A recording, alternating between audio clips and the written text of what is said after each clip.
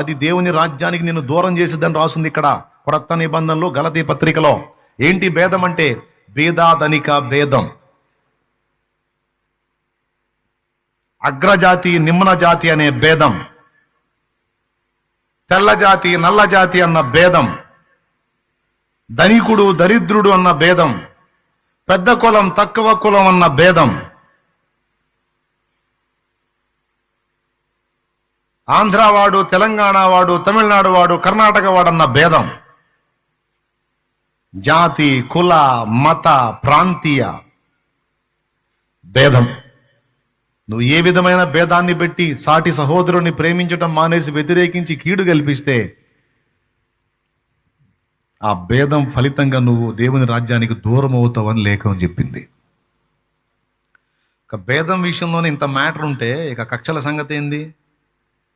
విమతములు, అసూయలు, అభిచారములు, విగ్రహారాధన, కాముకత్వము.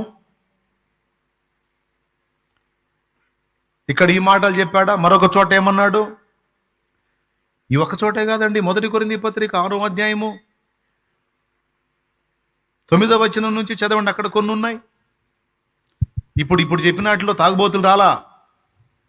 ఇప్పుడు శరీర కార్యాల్లో తాగుబోతుల ప్రస్తావన రాలా. ఇప్పుడు తాగుబోతులు ఏమంటారు? అమ్మయ్య మన గురించి రాలేదు, స్తోత్రం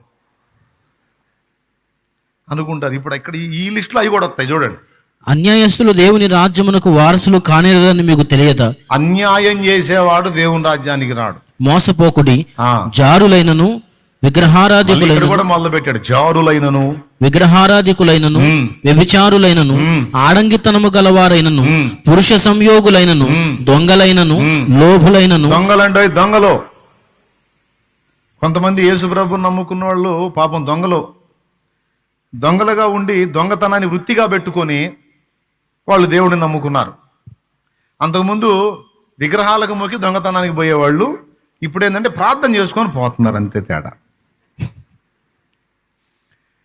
దేవునికి స్తోత్రం కలుగును గాక. అర్థమైందా?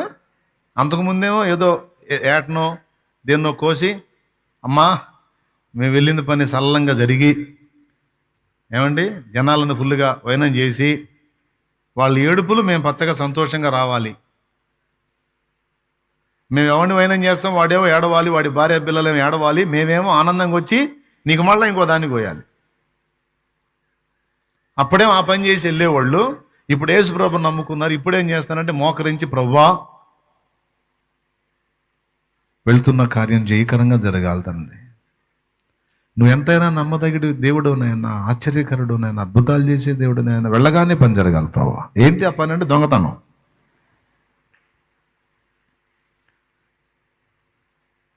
అసలు ఇట్లాంటి ప్రార్థన నిన్ను ఎవరు చేయమన్నారు నాయన?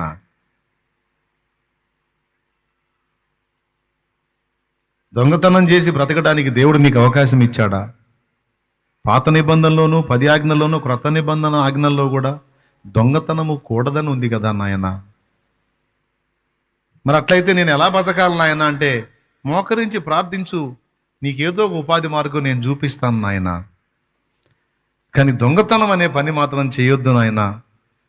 అవతలవాడి సొమ్ము దొంగిలించి నువ్వు సంతోషంగా ఉంటావు, కానీ నీ వాత పడిన వాడు కుటుంబంతో సహా రోడ్డును పడతాడు, అల్లాడతాడు, ఏడుస్తాడు, కన్నీరు ముందిరు. అది నీకు శాపం రా, అది నీకు దీవెన కదయ్యా అని చెప్పి దేవుని వాక్యం చెప్తుంటే కొంతమంది మోసగించటమే వాళ్ళ పని. జాతకాల పేరుతో, సిద్ధాంతాల పేరుతో, రాశి ఫలాల పేరుతో వాళ్ళ పని ఏంటంటే ఫ్రాడ్ చేయటమే. ఎవరైనా దొరికితే వాడిని బకరాన్ చేసి వాళ్ళు లేనిపోని భయాలు కల్పించి వాడి దగ్గర దొరికితే 1000 దగ్గర నుంచి 10,000 దగ్గర నుంచి 50,000 దగ్గర నుంచి 20,000 దగ్గర నుంచి 1,00,000 దగ్గర నుంచి 10 లక్షల దగ్గర నుంచి వాడు ఏ రేంజ్లో జిగితే ఆ రేంజ్లో వాడిని స్వాహా. కొంతమంది దొంగతనాలకు వెళ్తే, కొంతమంది ఏమో ఇలా మోసాలకు వెళ్తే ఆశ్చర్యం ఏంటంటే వీళ్ళు కూడా దేవుడిని తెలుసుకున్నారు, ప్రార్థన చేసుకొని పోతారు. అది వీళ్ళకి ఇది తగదు అని దైవజనుడు చెప్పాడు అనుకో, ఆ సంఘం వదిలిపెట్టి ఇంకో సంఘానికి పోతారు. అంతేగాని అది మాత్రం మానుకోరు. ఎందుకంటే వీళ్ళు ఏమంటారంటే మా పొట్టకూటిని కొడుతున్నాడండి ఆయన, మా వృత్తి అది. దొంగతనం వృత్తిగా పెట్టుకున్నారు, మోసగించడం వృత్తిగా పెట్టుకున్నారు, వ్యభిచారం వృత్తి, పడుపు వృత్తిట, పడుపు వృత్తి, వ్యభిచారం వృత్తి, ఇవన్నీ వృత్తులుగా పెట్టుకున్నాం, వాటి మీదే మేము బతుకుతున్నాం. వాటిని ఎలా వదిలిపెడతాం? దేవుని వాక్యం స్పష్టంగా చెప్పింది, అట్లయితే నువ్వు ఒట్టిగా ప్రార్థన చేసుకుని నిన్ను నువ్వు మోసం చేసుకోవటమే. పొర్రపాటును కూడా దేవుడు నిన్ను ఇష్టపడ్డాడు. నువ్వు దేవుని రాజ్యానికి రావు. నువ్వు బాప్తిస్మం పొందినా ఒట్టిదే. ఎందుకంటే నువ్వు మారు మనసు పొందలా. మారు మనసు పొందనోడు బాప్తిస్మం పొందితే అది నీళ్లలో మునిగినట్టయిద్ది కానీ రక్షణాధారం కాదు. బాప్తిస్మానికి కీలకమైన అంశం ఏంటంటే మారు మనస్సు. మారు మనసు పొందకుండా ఇలాంటి విషయాలన్నిటిని వదిలిపెట్టకుండా వాటిని అలాగనే మెయింటైన్ చేస్తూ ఏ సునామంలో మునిగితే అయిపోయిద్దని చెప్పని వచ్చి మునిగితే అది అయ్యగారి చేత స్నానం చేయించుకున్నట్టు అయింది కానీ నిజంగా రక్షణ కాదు నాయన. దేవుని రాజ్యానికి వారసురాలు కావాలంటే యేసునందు విశ్వాసం ఉంచుటయే కాదు, మారు మనసు పొందుట. చెడుతనం పాపం వైపు నుంచి దేవుని వైపు మళ్ళుకొనుట, రక్షింపలేని వాటిని విసర్జించి క్రీస్తు వైపు మళ్ళుకొనుటయే మారు మనస్సు. తప్పుడే వారం మానుకోవాలి నాయన. ఈ గోలంత ఎందుకు? సింపుల్గా అర్థం కావాలంటే ఒక మొక్కలో దొంగతనం తప్పుడే వారమా కాదా?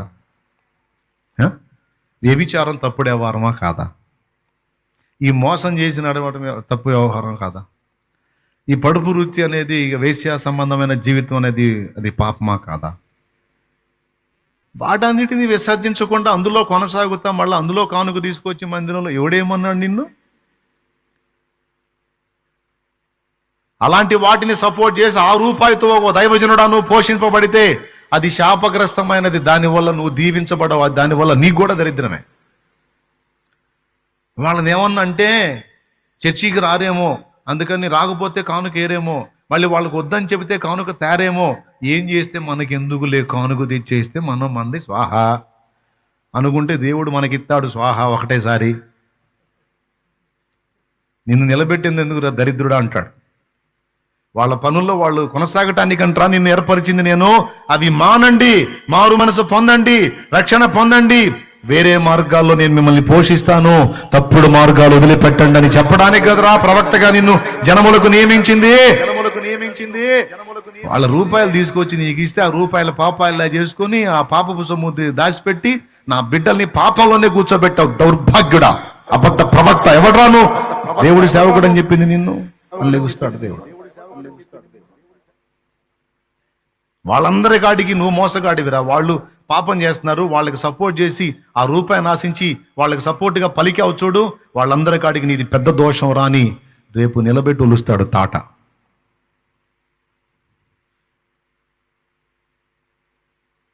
వాళ్ళు తెచ్చి ఇవ్వకపోతే వాళ్ళు తీసుకొచ్చేసేది మనకు రాకపోతే అవసరమైతే చాకిరి చేసుకుంటా సేవ చేద్దాం,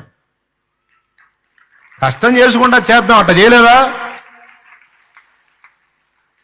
కష్టం చేసుకొని భార్య పిల్లలకు అన్నం పెట్టుకొని సేవ చేద్దాం.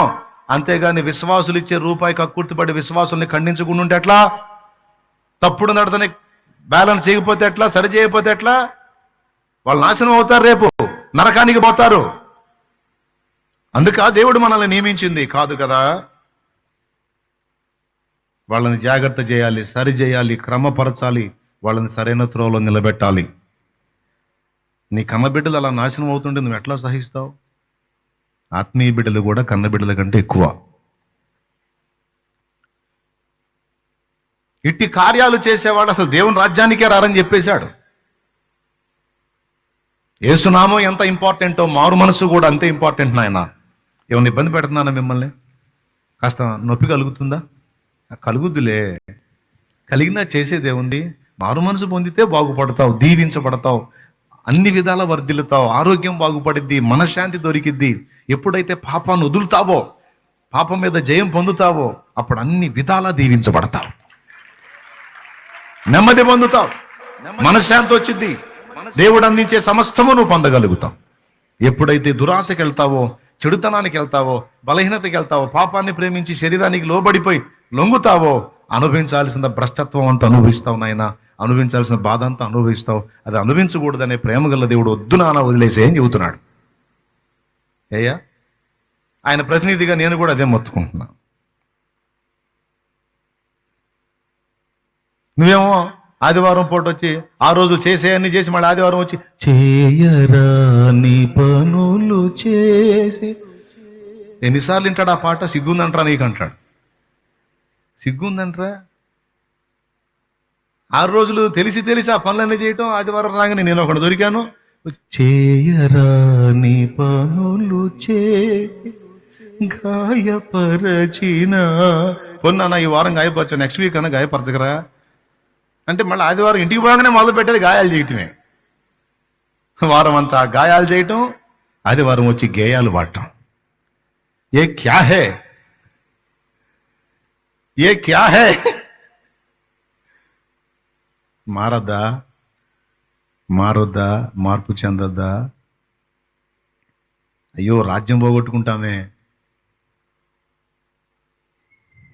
బిడలారా, ఇప్పుడు మీ మనసులో ఒక ప్రశ్న.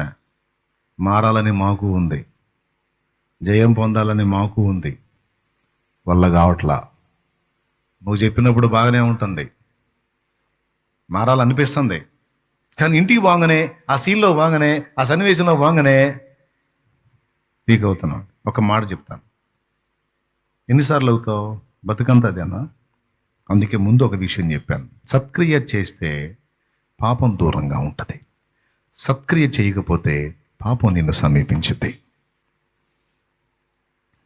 ఎన్ని చెప్పాడండి శరీర కార్యాలు? ఇవన్నీ మన శరీరంలో ఉన్న కణానీయులు. బాగా వినాలి. వీటిని అధిగమించడానికి మొదటి విషయం ఏంటంటే సత్క్రియ, పారిపోవుట. పారిపోవుట సత్క్రియ అంటే ఏంటో తెలుసా?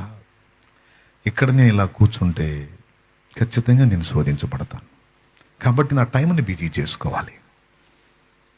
దురాలోచనలు వచ్చిందాక నేను ఆగకూడదు, నా వంతు నేను బ్యాలెన్స్ చేసుకోవాలి అని నీ వంతుగా నువ్వు పాపమునకు దూరంగా పారిపోవటానికి మెలకువ తెచ్చుకోవాలి.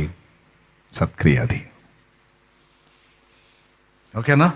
ఇంతకంటే శ్రేష్టమైంది అసలైంది ఒక్కటి ముగింపులో మీకు చెప్పి ఇక ప్రార్థన చేసేస్తాను. ఓకేనా? మొదటిది ఏం చెప్పాను?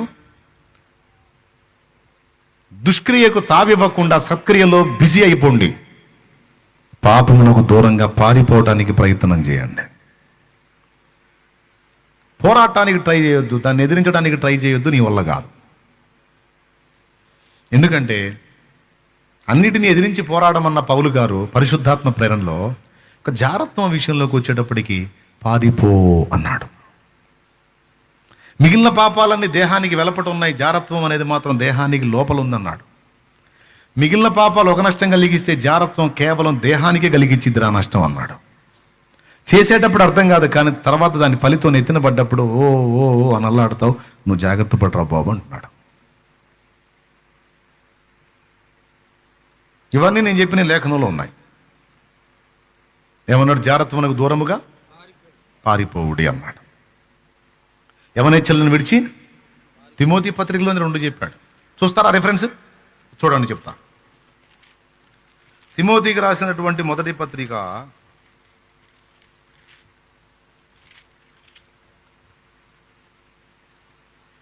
3వ ఒక్క నిమిషం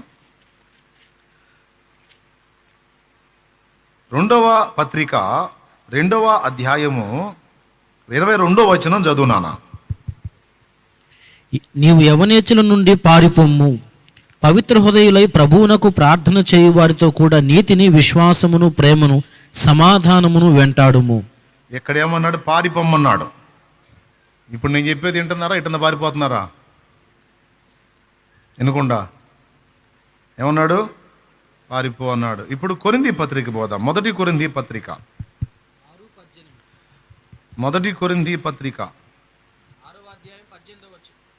6:18 ఏముంది నాన్న?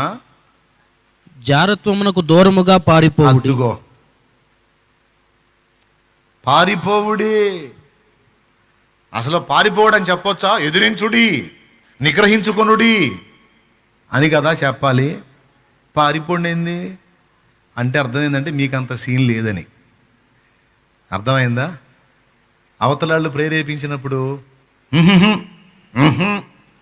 అనే సీన్ నీకు లేదురా.